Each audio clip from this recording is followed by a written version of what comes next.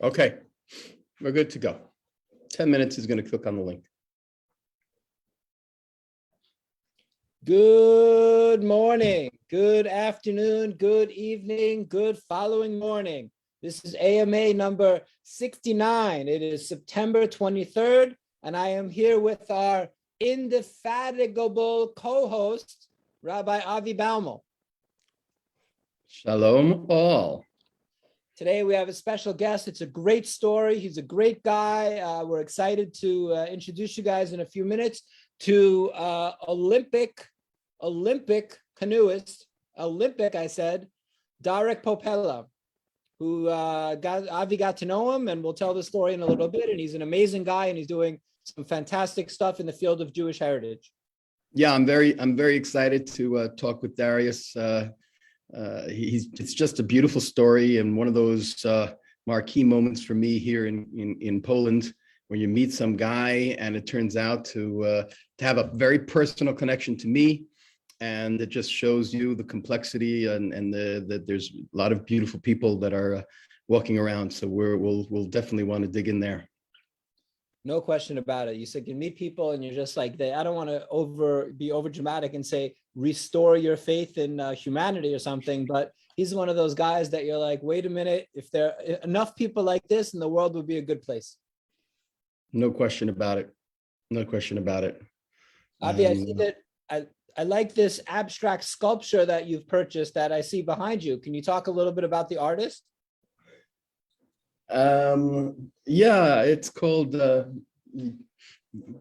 utilitarian. You know, It looks a little bit like a Calder. It reminds me of Calder's early work.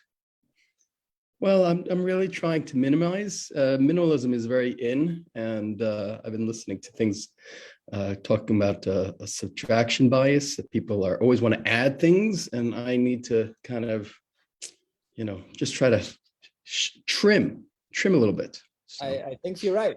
As they say, brevity is the soul of wit.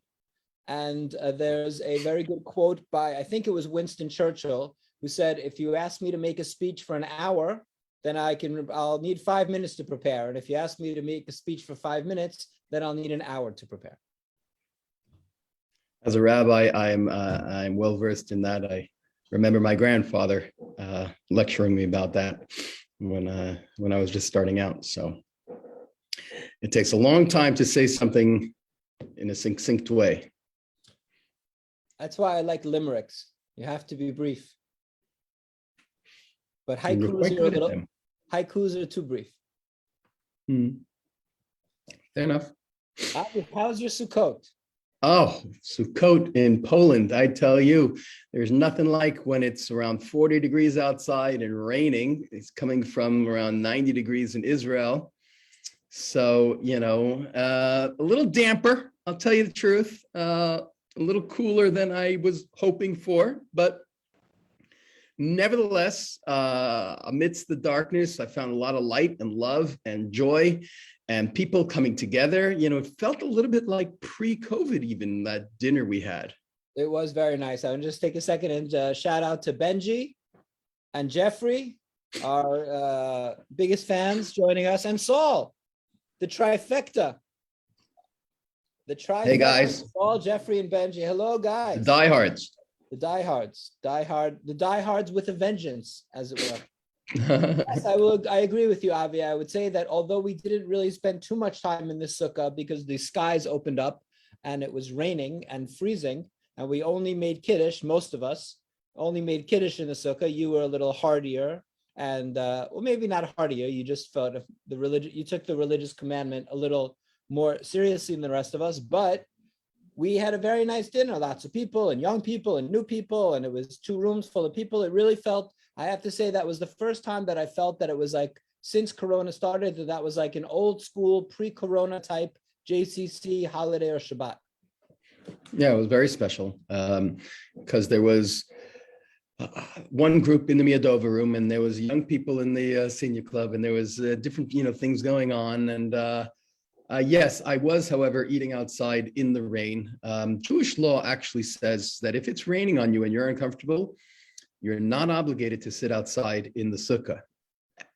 And Having said that, my grandfather sat in the sukkah on the first night in the rain, and I kind of just follow him along because that's what we do. We follow the traditions, even if they don't make sense. Asterisk, that's what some of us do. Some of us reject the traditions that we don't like and disagree with, and pick and choose to what fits us.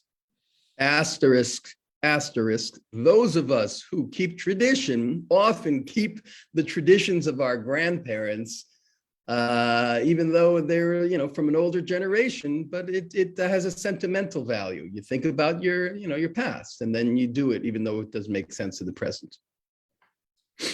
Fair enough. I can accept that. We have some questions coming in. One, did you sleep in the sukkah, Rabbi Avi? I would have to say, Et chata'ai anochi mivakesh hayom. I confess that I am not as punctilious about sleeping in the sukkah as one ought to be. I grew up in New York. It's just not something we did, and many others did, and they got into it, and I never did it. I'm embarrassed to say, but I did not sleep, and I probably will not sleep in the sukkah. I have never slept in the sukkah either. I've been camping, and I've slept outside without a sukkah, but yet never slept outside with a sukkah over me. Yeah, some people are into it, and it just never spoke to me so much. I'll just do the eating and the drinking and the schmoozing and the working, all that kind of stuff. It's a fun holiday, It's a holiday that people get to build something. People get to go outside. People get to explore a little bit of nature. So I think it's a nice addition to the tapestry of our Jewish calendar. Shake things. They get to shake things. Yeah, shake. Now the etrog smells great. What I feel, Avi, is the most important Jewish holiday, yet one of the most misunderstood and underrated Jewish holidays, is coming up next week. Can you briefly, in 15 seconds, explain to all of us what is Shmini Atzeret, especially to Justin Cadis? Jonathan, I think for 7+ years, we've been debating the value of Shmini Atzeret in the Jewish calendar. And you've always asked me, and I've always given you an answer that was unsatisfying. So I don't think it's going to work this time yet again. However, a rabbinic message to all, if any of you young people listening, give up, just give up, says Rabbi Avi Baumel. However, the rabbis say beautifully that Passover is a holiday about Exodus and redemption, and Shavuot is about the Torah, and every holiday is about something.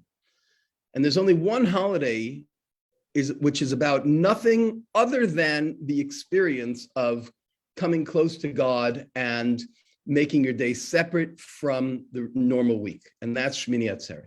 Now, it's not. 1 second. If that's the case, why would that day that's supposed to be separate and different, why would they stick it in the middle of all the other holidays? It's not in the middle. It's at the end of everything. Why don't they The Torah says Pesach is a 7-day holiday. Sukkot is a 7-day holiday. A 7-day is the week. A 7-day is the cycle. It makes perfect sense. But Shmini Atzeret, doesn't Shmini mean 8? Yes, on the 8th day, the day where you would normally expect everything to be over, the holiday season is over, time to get back to work. God says, wait, let's have one more day. And we don't even have a theme. Let's just call it a day to enjoy each other. Ladies and gentlemen, that is why I'm an atheist. In other words, we were saying that the holiday is not about anything. God just stuck an extra day in the calendar.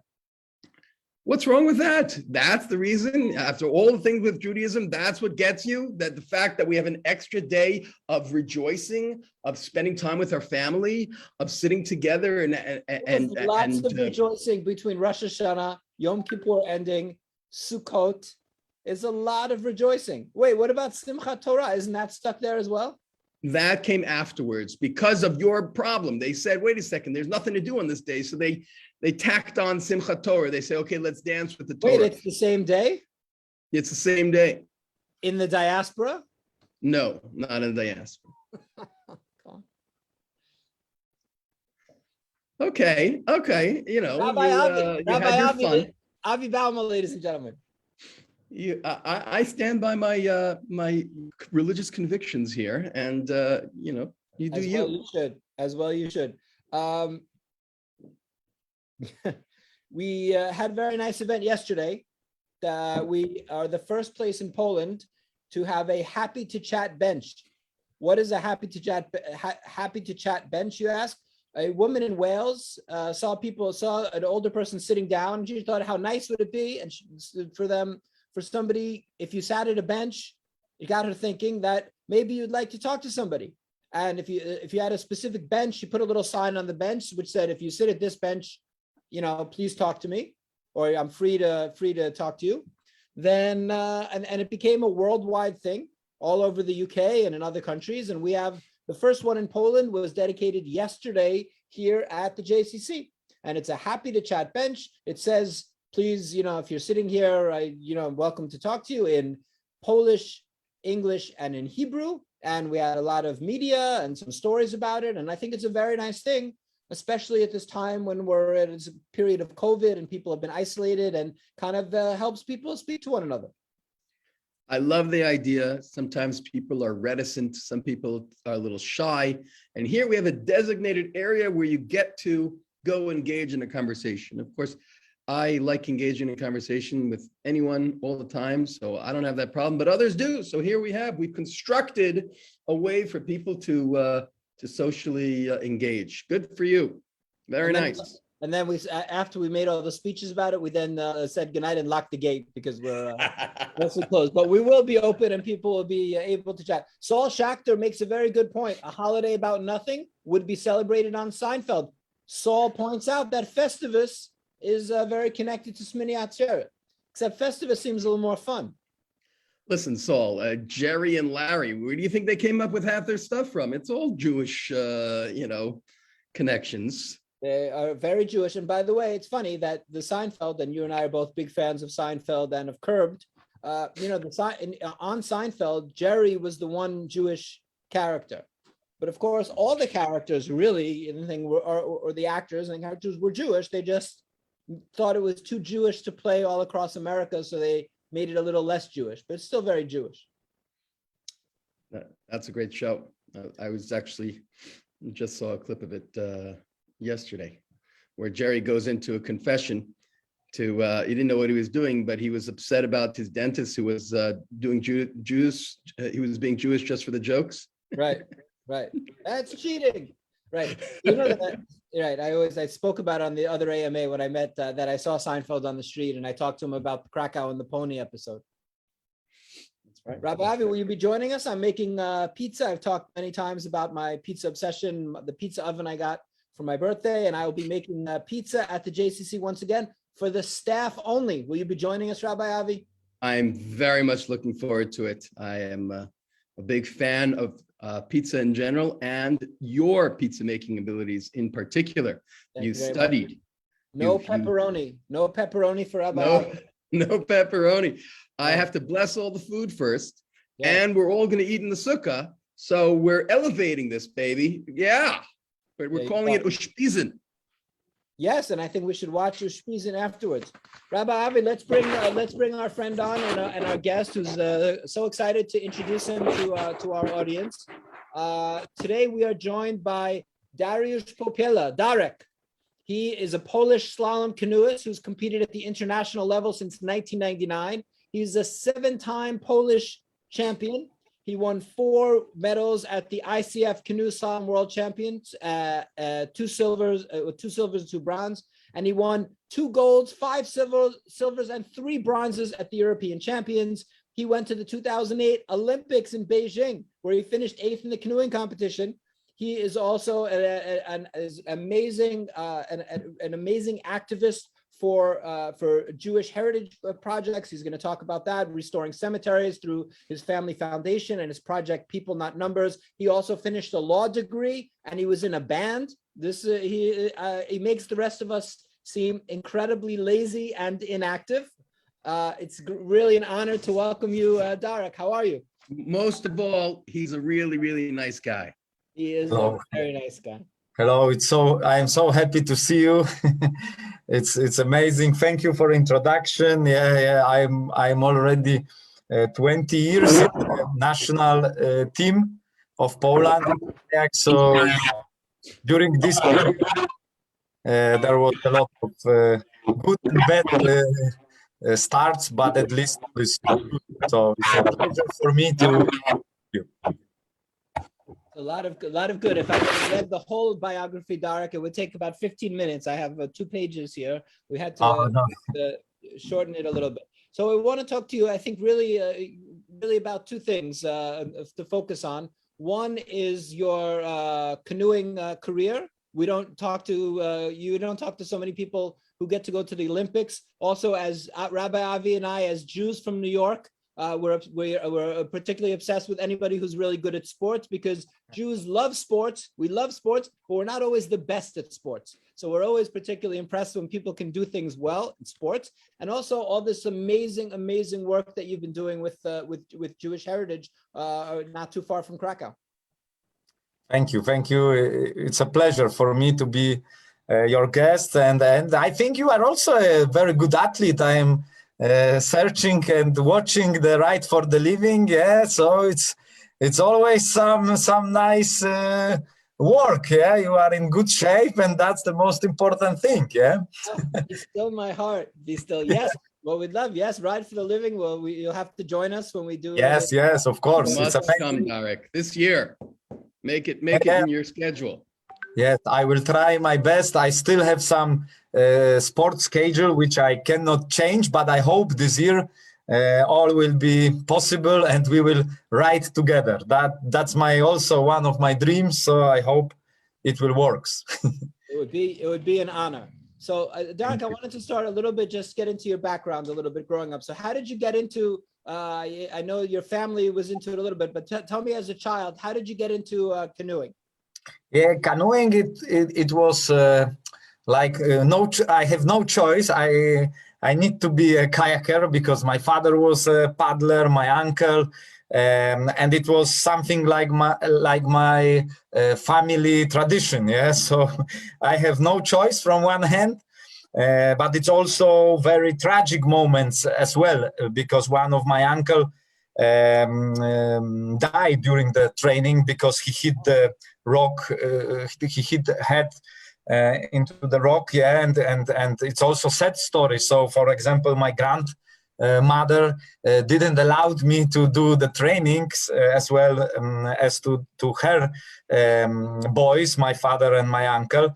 So yeah, this is deeply in my family, and this is also not only in Poland but also around the world. This kind of sport is something in family business. It's a lot of paddlers that their fathers, mothers, or uncles were paddlers. So this is how this sport works.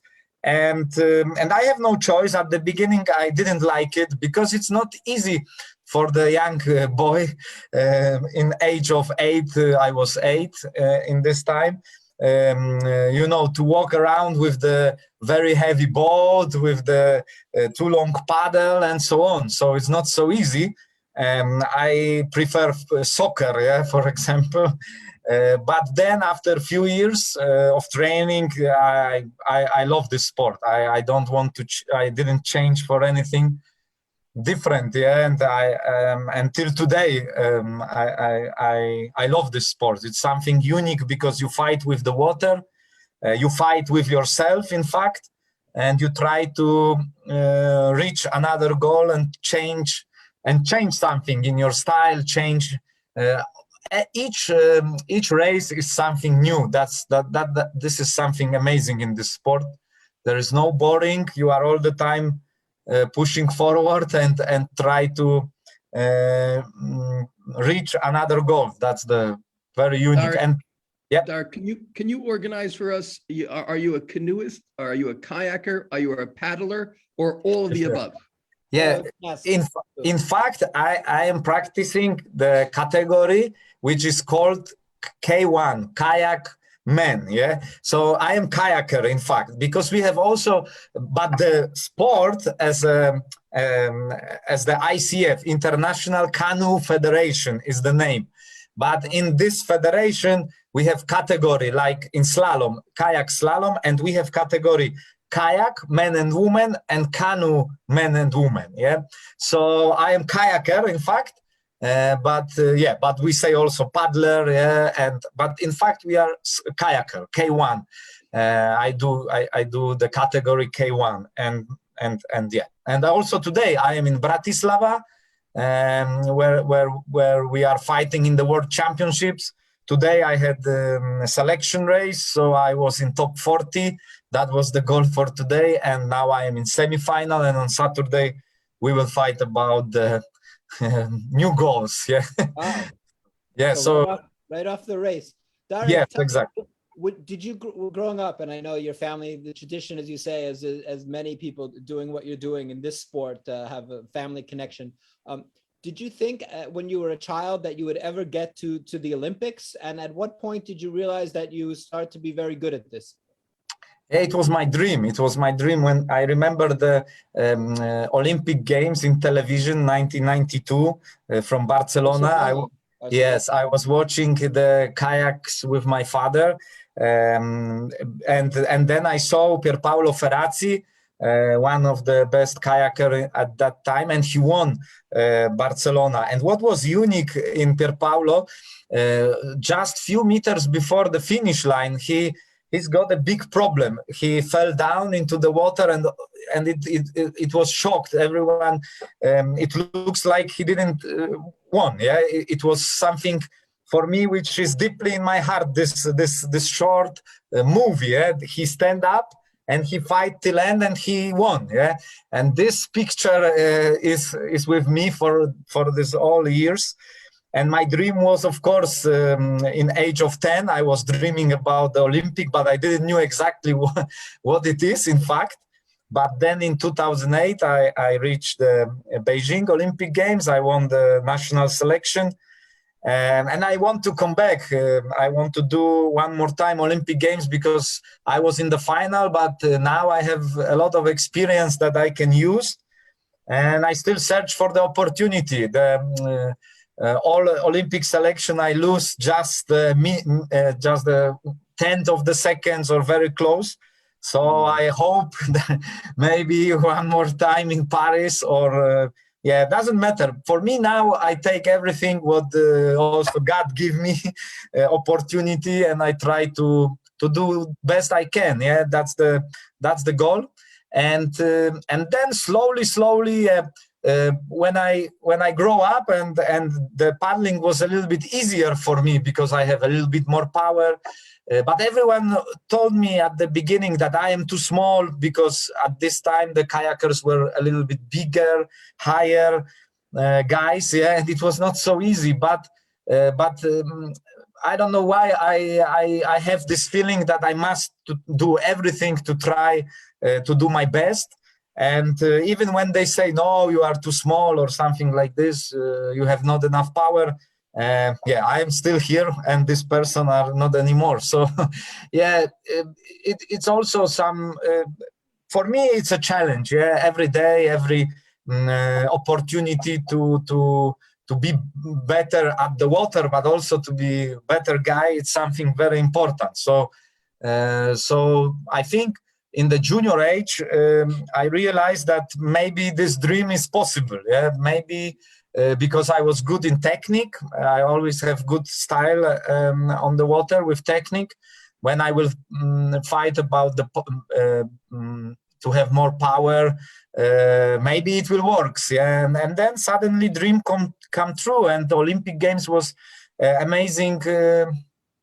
Time for me. It was great opportunity to meet people around the world, the mix of culture, mix of religious. For me, it was right person in right place. Yeah, because I love such a such a things, and now I know what in fact is Olympic Games. Yeah, before it was just some dream, and you in fact you don't know all plus and minus. Yeah, so now I know everything, and I love sport as a philosophy also of life. Yeah, fair play, and there's all things that are around sport. Maybe sometimes professional sport now, especially these days, we hear about the cheating, we hear about all bad things. But for me, sport gives amazing philosophy also. Yeah, and when I try to put this philosophy in my life, it works. Yeah, so for me, be an athlete is something more than just a training. Yeah. Darek, the discipline that and the sacrifice that you give to this sport. I mean, how much of the years were you traveling? You know, I met your lovely wife and your kids, and it must have taken a hard toll to make this sacrifice. Yes, it's like in every professional sports, we are traveling around the world almost 200 days per year. In the Olympic year, in the post-Olympic year, it's around 170. So it's still quite a big number, because slalom, it's a sport that kayaks that you cannot, for example, make break for 2 months and then start again the preparation. The level of competition is so high that we need to train all year. Yeah, we have just small break, like 1 week during the year, and that's it. And then it's a professional program that you need to challenge. You need to each day it's something new. You need to check, and yeah, it works like this. So for me, especially since I am a father, it's hard to travel. It's hard to go away from home. But yes, I have lovely wife. Thank you for these words, and together, in fact, we start together, because you cannot just say that daddy is somewhere in the world. The whole family lives with this sport philosophy, in fact, because the whole family is involved. Yeah, sometimes we travel together, sometimes it's impossible, and so yeah, it's a full-time business, let's say.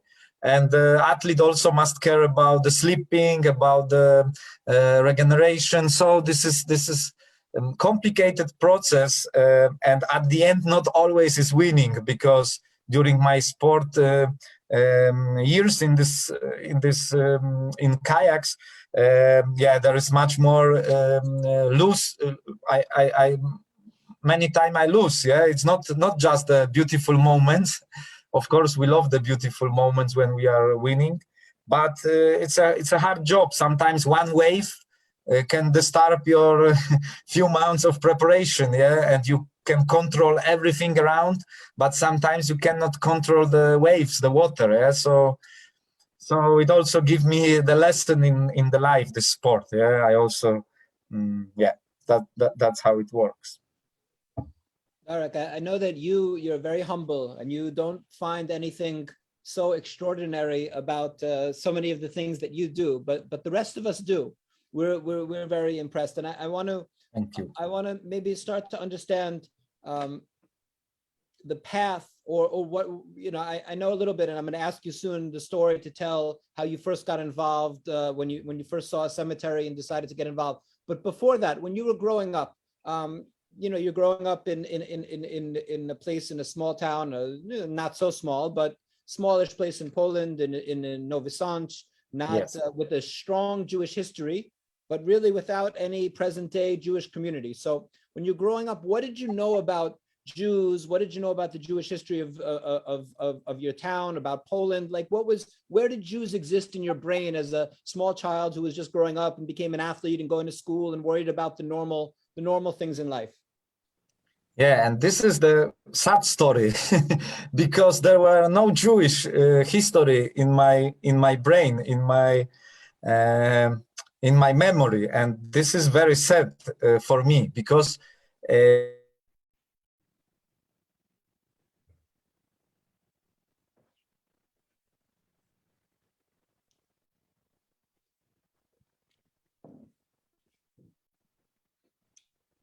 Bratislava internet. Yeah, I think we're frozen for a second, but let's see if we get back.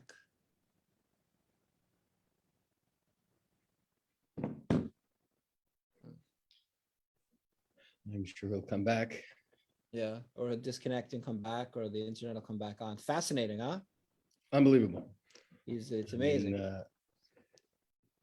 there's, they're cut from a different cloth. Don't you get that feeling? Like they're just different type of. Oh, Hello? Hello? Ah, there we go. Something went wrong. I don't know what. Okay. And it was just a symbol for me. Yeah? My grandfather also, he speak a lot about the partisans in our city, about the fights, about the Second World War. But in fact, I didn't realize what happens with the almost half of my neighbors in our city, yeah? And the Jewish citizens. And it was something. And I finished primary school, high school, and no knowledge about it. Yeah, okay, I was traveling around, but I was also in school. I need to pass the exam, and there was nothing about the Jewish from Nowy Sad or Jewish from Małopolska district. Yeah, and it was something when I realized it was shock for me. I was wondering how it's possible. That we are living in the city that no one cares about the half of the citizens, yeah, about the Jewish population, our neighbors. how old were you? How old were you when you Yeah, realized? it was very late. It was very late. I was, I think, I was studying in Krakow, and then suddenly I have in my hands. Some information about the commemoration in one of the city in the south of Poland, dedicated to the Jewish citizens of this city. Yeah? The anniversary of liquidation of the ghetto. Yeah, and I was wondering what was going on in my city during the occupation period, during the Second World War.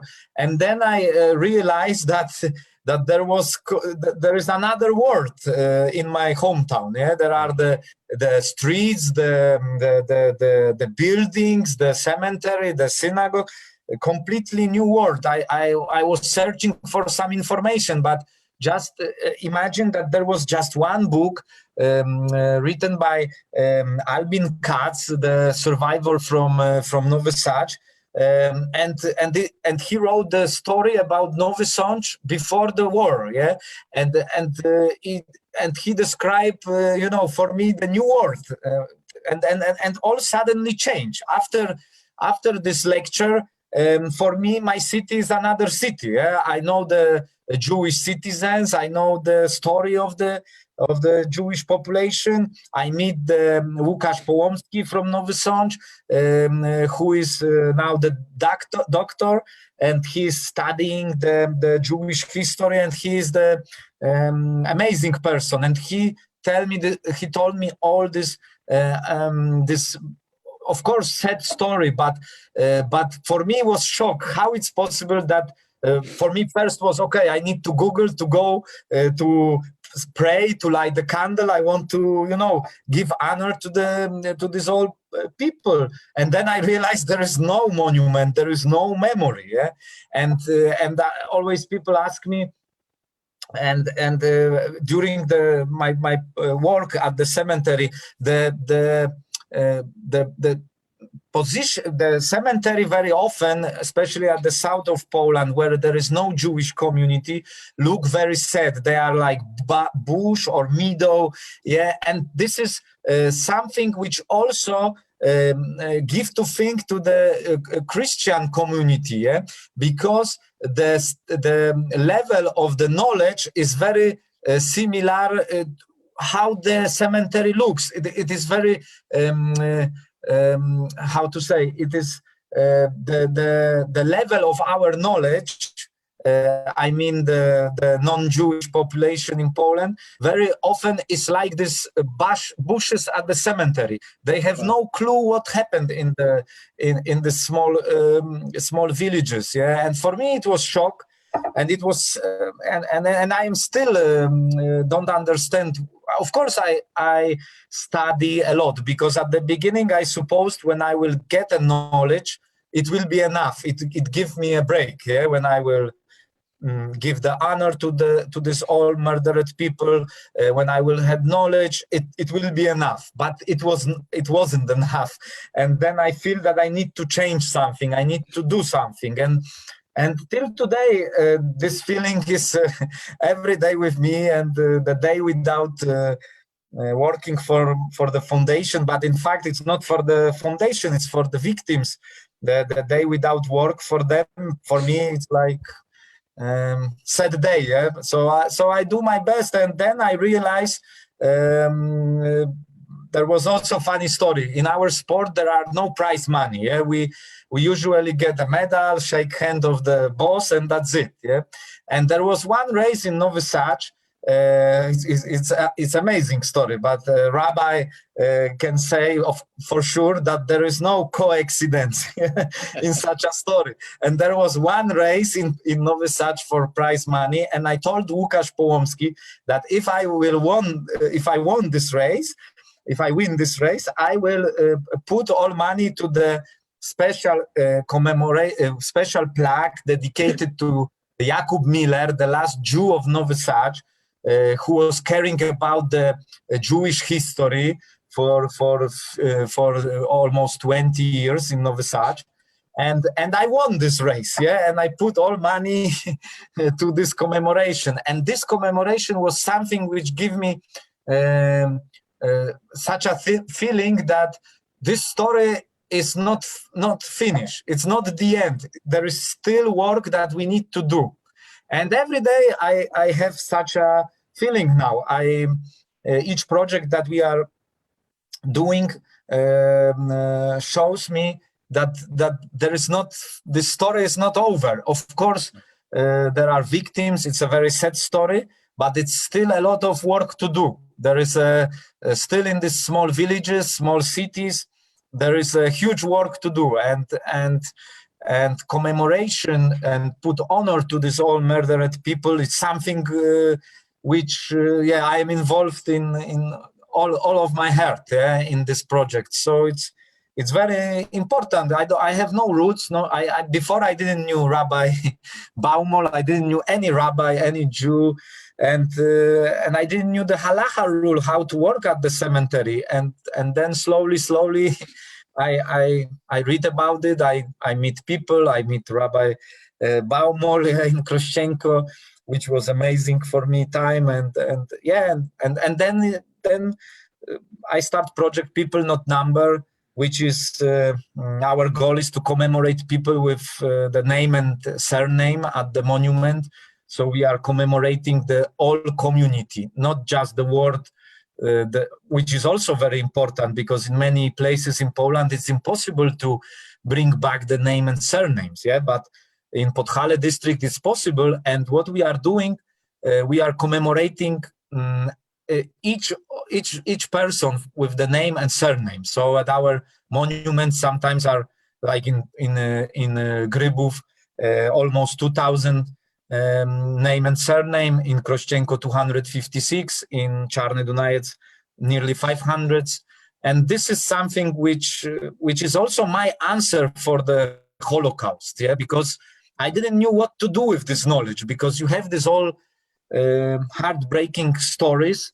Then you see completely neglected cemeteries, and what to do? Yeah, that was the question, and the project is my answer for this knowledge, for this tragic history. Yeah, we should commemorate where is possible all of them with the name and surname. This is Eric, you're amazing. It's amazing, and we're going to talk in detail. But I want to ask you first: are you alone?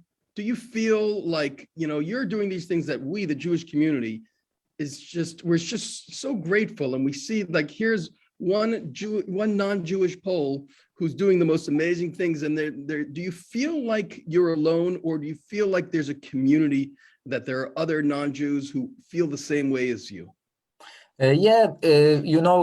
During this almost 10 years that I am involved in the Jewish memory, but it's not only Jewish memory, because this is also my memory. This is something which I realized during the project. It's a part of the history of my country and the part of the history of my neighbor. And usually, it's a little bit easier in the big city, like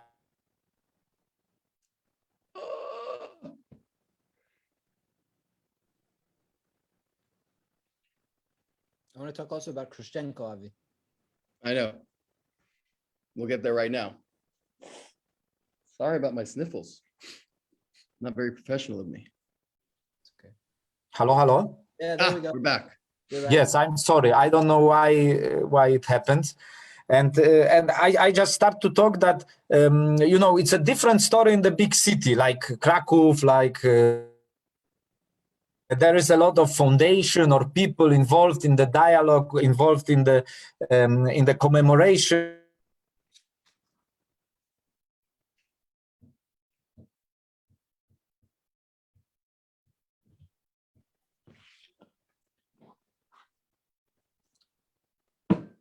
Internet's getting worse in Bratislava.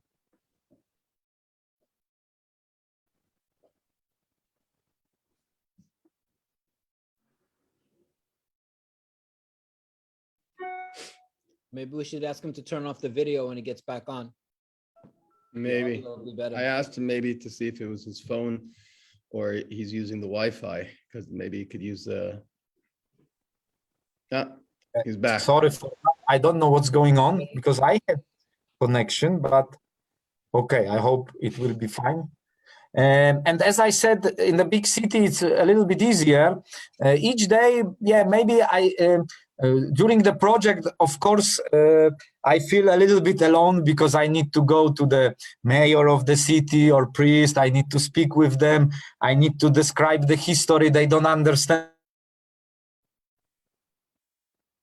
With them about the Jewish history, then they realize, because I try to explain, they were your citizens, they what they have done for your city, and so on. So it's a process, and some progression always. But there are amazing people also around me. In the Facebook, we have some groups, And in fact, right now, I don't feel alone. In Khrushchenko, maybe I was a little bit alone, but right now we have the group of people, for example, in Czarny Dunajec,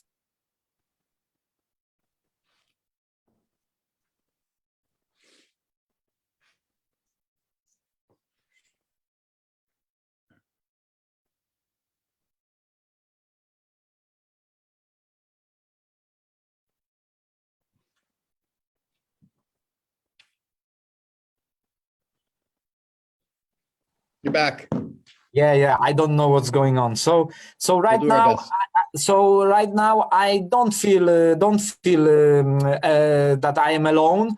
But of course, it's important to have such a support. Yeah, like from you, from Rabbi Baumol, from JCC Krakow. It's a very important that non-Jewish Poles can have such a support, and sometimes you don't have it. For example, from the religious community, for example, so from Krakow, for example, so it's sometimes I meet people that they say, okay, we want to do something, but no one cares about it, and I say, okay, because for me at the beginning maybe it's also a similar way of thinking. But then I realized that I don't do this for the chief of the Jewish religious community or someone else. I do it for the victims. And when I realized, for me, it started to be important that, I don't know, my father, my uncle, or what say anyone. For me, I have sometimes faces of the victims, because we have some pictures, Jewish citizens from these old cities. And for me, it don't cares. Of course, it's easier when you have group of people and we try to build such a community, and then it's much easier because we support each other and we can care about ourselves. So you're not too bothered if it's not easy, though, are you? Things that aren't easy, I don't think would scare you very much. Yeah, it's always challenge, you know. Maybe it's from the sport, but even in some project it's really hard because there are some problems with the property or with to get the permission or something like this, and it always gives me strength, you know. When it's hard, I don't say okay, so I will not do it. Yeah, I try to put double power and try to finish. Yeah, so maybe it's from the sport, because sometimes it's really hard to after losing to stand up and do something, but it also, sport gives me maybe this power. Yeah, and also, as I said, the day when I realized this all sad story, this all tragic story, and I have faces of Henio Stahlberger, of Horowitz family from Czarny Dunajec, and so on from each city that I work. It gives me strength and give me power, and yeah, of course I want to do more, but I need to maybe in the future it will be possible. Amazing. But Amazing. for now we work one year, one project. Yeah, this is the goal. Yeah, one semester. It's absolutely amazing what you do. I want to focus a little bit on Khrushchenko, because this is a place, of course, that's very special for Rabbi Avi. And I remember very clearly when Avi told me that he got the phone call, email, a text from you, or a phone call, and it was an amazing story. So maybe you can, Avi and Dara can tell us that a little bit. I want you to know that whatever you feel from other members of the community or from your peers, you should know from that first time that you texted me, you were never going to be alone again. Certainly not from the Jewish community. And the first time you came to the JCC and you made friends for life, and those who support you, anyone who has relatives from Khrushchenko and from Gribov and from Czarny Dunajec, and the Jewish community throughout the world is beholden to you and what you've done. And when I get a text, it's just one of those crazy stories that I'm doing my job as a rabbi, and I'm telling people about, not only about Jews finding out about their Jewish roots, but also non-Jews who are supporting and building Jewish memory.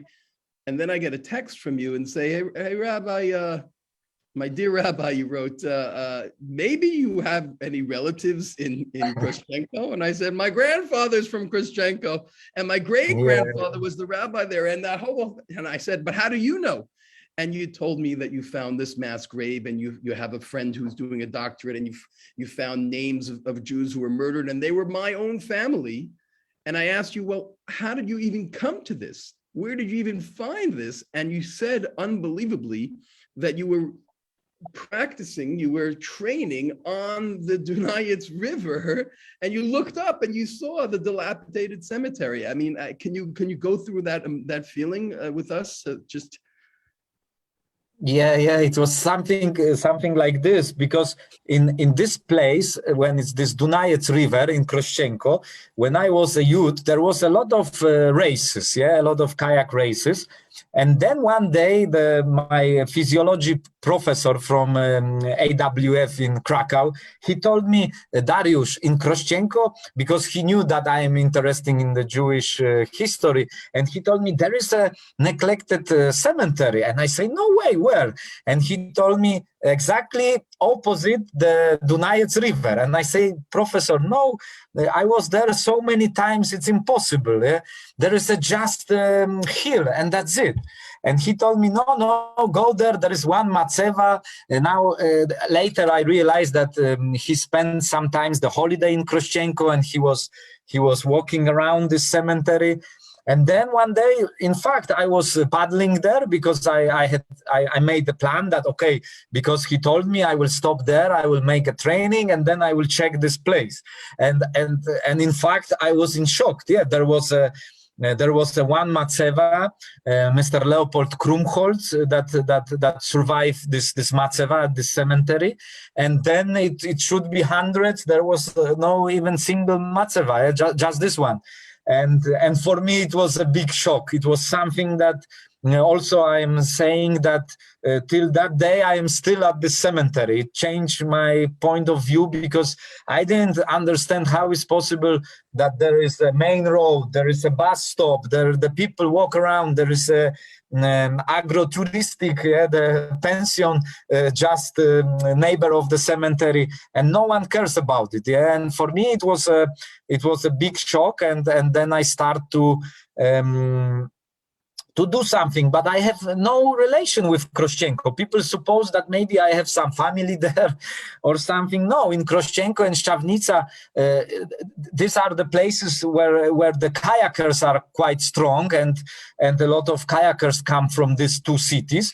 And also the mayor of the city, he's supposed I am coming to him to speak about the kayaks, because he was also former kayaker. And then when he realized that I am chatting about the cemetery, he was in big shock, because he didn't expect that my visit will be around this important topic, and then Karolina Pans. This is very important person, Dr. Karolina, very brave woman from Podhale. She lives now in Podhale, and she is writing scientist books about the Jewish history. She about the Holocaust in this area, and she is very brave, because sometimes she's touching the story that they are not very good for the Poles. They show the real facts, what happens during the occupation and afterwards. And Karolina, when someone told her that I want to do something in Krościenko, I contact with her, and she told me, but Dariusz, maybe you can try to do something with these old names and surnames. And I was surprised, because when I walk through the cemetery, I was trying to find out as much as I can about the history of Jewish community, and there was just a few information. Karolina described me a lot. It was amazing, and then she told me, but you can do something with the names and surnames. And then it was shock for me, but what are you talking about? What name and surnames? And she told me that for the Podhale district, the Judenrat has to do special list with the all names and surnames, and even the small villages in Podhale district have the name and surnames of the Jewish citizens. And for me it was another shock, because at the beginning I want to just the clean cemetery. Then after cleaning, and there was no even matzeva, because I was supposed that maybe in the grass there is a lot of matzeva, but they weren't. So then I feel deep in my heart was something like, I was so sad. How is possible after so many people know just one evidence, one matzeva? It's unbelievable. And then I knew that I want to put the monument, but at the beginning I supposed, okay, I will put the monument dedicated to the Jew from Krościenko, and that's it, murdered during the Holocaust. And then Karolina told me about this name and surname, and then I knew that, okay, this will be our monument with this whole name and surname at the monument. And then we start something which also is a good example for the other non-Jew or Jew Polish that they want to do some commemoration. Now they are also searching for the name and surnames and try to do such a commemoration in their hometown. And we are supporting them. We are trying to help them. And then I realized that one of the story that Karolina told me, and she also told me, but you know what? I have the surname Baumol, and in my opinion, there is also one rabbi in the Krakow JCC community, and maybe you will ask him, And I say, of course, I will ask Rabbi, And then it was a story like from the movie, let's say, that you answer me that yes, and you also we have some picture of your grandmother and grandfather and grandmother. So it was amazing. So this whole story. I was alone with the at the cemetery to clean it. And then suddenly, like you said, there was a community around the world, like you, like family Susskind from Australia, yeah? And then suddenly this small village in the Pieniny Mountains, suddenly that it's also Jewish story there, yeah? And there are people that they're still Kroshchenko is important for them, and this is also something which we are trying to explain local community, because they are afraid about the Jew. Every time when I start my project in every small city.